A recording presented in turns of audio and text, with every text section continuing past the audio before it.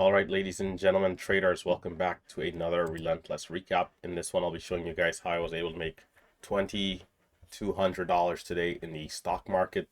Of course, the aim at the end of this video will be for you to walk away learning something or at least gaining some value to help you with your own trading. I'll be going over the setups and the trades that I took to get myself up to this level. I'll be talking about my hyper scalping style strategy, where I trade very actively throughout the course of a day, especially on hot, strong stocks that are trending up. We're going to talk about things that I could have done better. We're going to also talk about what I need to do to get myself to the levels to be able to make $30,000 on a day like this, because I do believe we more than had enough opportunities to get it done. And I am only a fraction of the way there. About what, 4%, 3%, 5%? My math is cooked right now, but whatever percentage it is, I am not there, right? So we got to definitely get ourselves going here. I think there's a lot of things we can improve on. So to jump right into it, of course, hit that thumbs up, subscribe to the channel, and just remember our disclaimer, which states that my results are not the typical results. Do not trade with money that you cannot afford to lose. It's best to practice in a simulator or use small size 1 to 10 shares to learn how to trade. Again, these results are not typical, right? Other than that, remember, I do not invest for my subscribers. Be careful of copy trading. Be careful of fake accounts.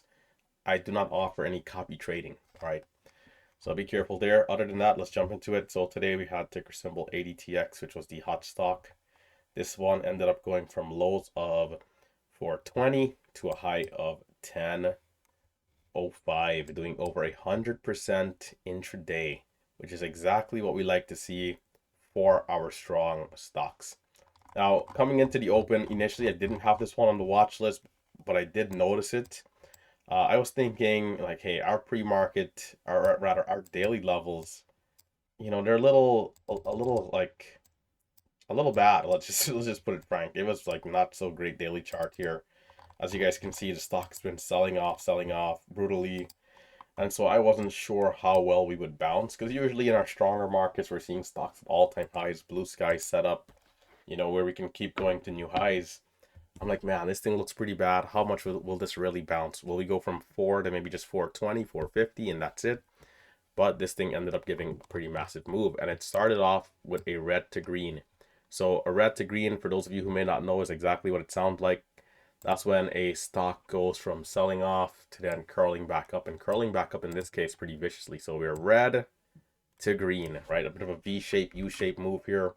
And typically entries can be anywhere from low of day and or the high of the consolidation, which in this case was around, let's just double check here. This was around 570s. So break of 570 is where I would have been wanting to get involved if I was not already looking at this thing in this consolidation. So the key is always, are we going to go up, or is the consolidation going to break down? And right here we broke out, and in nice fashion, we had a nice 3-bar play. This was the first place where I think I could have been a little bit more aggressive. I only took 2,000 shares right here, and I think I sold it fairly soon as well. So let's take a look at this trade here in the log. So the breakout over 570 at 9:39 a.m. If we're to come down here, let's just reset this to today. So 9:39, let's come on down. We had, here we go.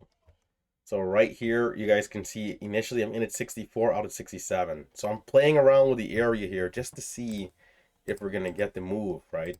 So I'm back in 64 out 65. At this point, only a 1 cent gain. And then finally I jump in at 70, and then I add at 79, and I sold at 89 and 91. And you guys will see, so that's again 2,000 shares total right here. This thing ended up going all the way to 613 and halting up. So, for me, I honestly, again, I think because I had the bias that this stock would not be super strong, any bigger positions in holding early wasn't quite on the table for me. But again, hindsight is 2020, but we did have a beautiful 3-bar play here. So that was my first trade. This thing did go up to 613, then opened up at 640, dipped and then ripped. I think I did fairly well for the most part. Let's see here.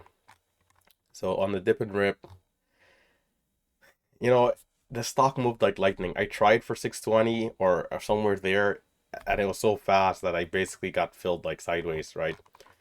Let's see. So we got some like scratch trades, and then finally we had a decent trade here. So in it, actually no, I thought I was 38 to 62. Let's see. So it actually okay, the dip and rip. Well, my memory might be cooked here. I thought I made money on the dip and rip. Looks like I didn't. It looks like I kind of just chopped around trying to get good entries, but didn't quite get through. And it looks like this is gonna follow through all the way up until maybe our first pullback. Let's see. So 44. I think this is one of the areas where I could have maybe held longer on the first pullback here. Let's see. 30. Let's see. 34. 50. 50. 40. So I think there was some nervousness early, and this is where you have to really be. I think this is the problem for me, man. Like you gotta really have that bigger picture stop, because honestly, instead of cutting these trades tightly, I could be looking to add if the stock goes down. But of course, that increases my risk. But in the event that it is holding up, I'm still in the trade, and then I have a bigger position, and then I can like really send it, right? So just a little frustrating there to see that, I didn't quite give that the time. And you can see I'm back in here, slightly smaller size perhaps. And we do get a decent trade here up to 61 and then 73. But, not the best. Definitely not the best. We got back in a little higher because the stock ended up being super aggressive. And let's just double check the time here. So it's at 9:51. I tried to capture this breakout, and it looks like I might have gotten out a little early. So in at 86, out at 7. Tried for the continuation over 7. And I think there was a little bit of consolidation there before it broke out, if I'm not mistaken. But you guys will see in at 86, out at 7. Did I sell in partials? It looks like I sold the entire block here. Okay, maybe I sold in partials. So I sold 1,000, back in at 5, out at 2, back in at 7. So 7 to 5 entry, back in at 7, out at 15, 12, and 17. This trade, I think I might have sold too soon. Let's check the difference. Okay, maybe not. There's 42. So there's a bit of a difference in there before I got back in. But guys, this stock ended up like opening up in areas where like we knew it could go, but like it still somewhat surprised us, right? I think that's the key for anybody who didn't really like do the bigger numbers. And let's pull over my trader view here just to show you guys the chop that I experienced here. So initially we started off up 1400. I think this is actually up 8. The trader view doesn't capture the full detail. I was up 1800 here, almost close to 2K. And then bled out after like 10 losing trades. And this is this stretch right here. This was like a brutal, was it here? It might have been here. This is like a brutal stretch. Like red, red, red, red, red, red, red, red. Only 1-2 sprinkle of green over like 12 trades. And then boom, we hit $1,000 trade and a loss of 200. So we kind of recovered a lot of the losses, the paper cuts. But again, the goal would be to avoid the paper cuts so that we can retain those gains. And some of it is me giving into the temptation. Here's another stretch as well where we lost like 8 trades in a row. I think, giving in and not waiting for the proper pullbacks and being a little too scalpy. And it's funny because some of the areas where I needed to be scalpy and really get back in when we were like looking good is where I held off from getting in, So it's like you really have to be consistent with one thing. Hey, I'm not chasing the stock. Or if you're super scalpy, then you be super scalpy. And I kind of was playing both sides, and the time where I was chasing it, it didn't work, and the time where I should have been chasing it is when it worked. So, the classic back and forth yin and yang with the market. But anyhows, we ended up having this bull flag, which then went higher. So break of 675 ended up going to 39. Small consolidation here before a new high, and then we had the bigger pullback. And I think this is where I really got crushed. I got smoked trying to capture this dip right here. I got, this is basically where I gave back everything at like 958. Absolutely got smoked in that area. Just brutal, man. Just brutal. So let's see. So again, 955, 10, and then like 1015, 1020. So right here is where I essentially got cooked. Right here is where it started. The consolidation wasn't bad, but you know, sadly we missed the breakout here. And I think it's like we missed this breakout by inches. Break of 710.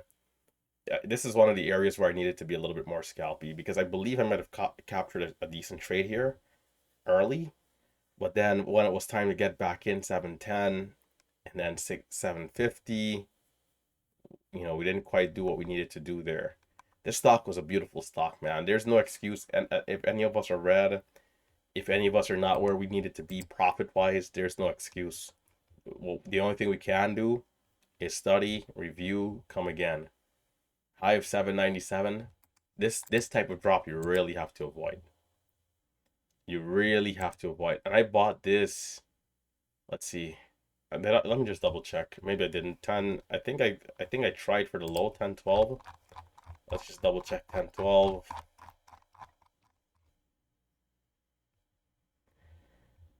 Let's see. You're in at 47 out of 57. Okay, we took a loss from 40 to 32. 1014. 1014.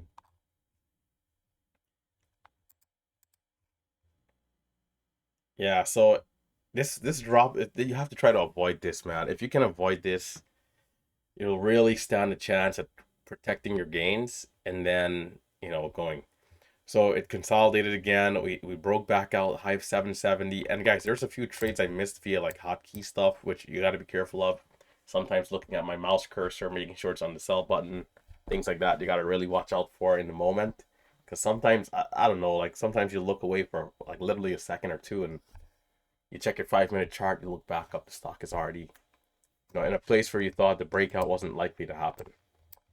So you got to really keep the focus. 880TX right here, ripped up to 827 and does a massive false breakout. Right here, I thought the stock was done. So much so that I started giving my summary and missed this big breakout. So again, I missed a lot of the moves, man. On live stream here, I'm yapping about how it's a little tough to see the short sellers not get caught and blah, blah, blah, blah. And this thing sneaks up with this massive candle here. I thought this was just going to be noise and then maybe like a breakdown grind lower. This thing ripped back up, and because I missed this move in the breakout, it was hard to chase it, man. Again, in the areas where I probably should have chased it, I didn't. So we had all the way up to 797, then 815. Bro, I should, like, there's no excuse to not be up 10 grand on this. I mean, I'm sorry. Like, for all the experienced traders, it's different if you're new. I think it's different if you're going through the learning curve. But for all of us in the chat room who are, like, already decent traders, we all should be up 20, 30K, 50K on this. At least 10K, man. That's just my opinion. And it's why we have to keep working, right? It's not like to bash myself or to bash anybody, but like we just have to keep working because there's more than enough here to go around, right, on this thing. So anyhow, it dips back into previous levels, which was great to see. Offered some good dips, man. This just is the cleanest stocks in the world. I love this field so much, man. It then rips up to 932. We then get another consolidation right here. And then again, it continues to $10. From 10, we pulled back, a bigger pullback here to 912. Curled right back up after a few minutes again. And this is where we started to notice a little bit of weakness. Once we got up here, you know, it's like, man, a potential head and shoulders. I did think about this. I don't know if I said it out loud, but we started to get this like grind here, and we wouldn't really get the new candles to make the new high. And so it eventually broke down. And you know, that then resulted in some backside dips, and then that was pretty much it. Will it be in play tomorrow? Perhaps. We might also have SCNX or no, not SCNX, KBSX as well. This one did hold up its levels. So we'll see if those two are able to do anything tomorrow. Other than that, I mean, that's pretty much it. I mean, there's some other key areas where we could talk about, but again, they're much of the same. I'd say they're much of the same in terms of pattern.